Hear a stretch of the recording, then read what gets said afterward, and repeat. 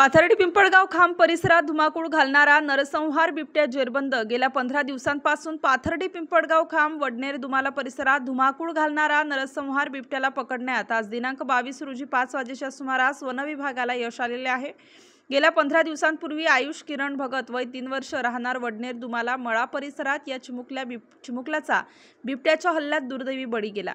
त्यानंतर पिंपळगाव खांब शिवारात शेडी, त्यानंतर वडनेर पाथर्डी रोडवर गणपत चौधरी यांच्या शेतात श्वानाचा बळी घेणाऱ्या बिबट्याला आज अखेर जेरबंद करण्यात आलं। यावेळी वन अधिकारी, वनरक्षक आपल्या साधन सामग्रीसह या रेस्क्यू ऑपरेशनमध्ये सहभागी झाले होते। यावेळी येथील असंख्य ग्रामस्थांनीही त्यांना सहकार्य केले। यावेळी बघ्यांची मोठी गर्दी झाली होती। या घटनेमुळे पाथर्डी, पिंपळगाव खांब, वडनेर दुमाला येथील रहिवाशांमध्ये एकीकडे आनंदाचे वातावरण दिसून आले, परंतु मनात भीती कायम आहे। या घटनेमुळे नागरिकांनी दिनांक 20 ऑगस्ट रोजी नाशिक वन विभाग कार्यालयावर देखील मोर्चा काढला होता।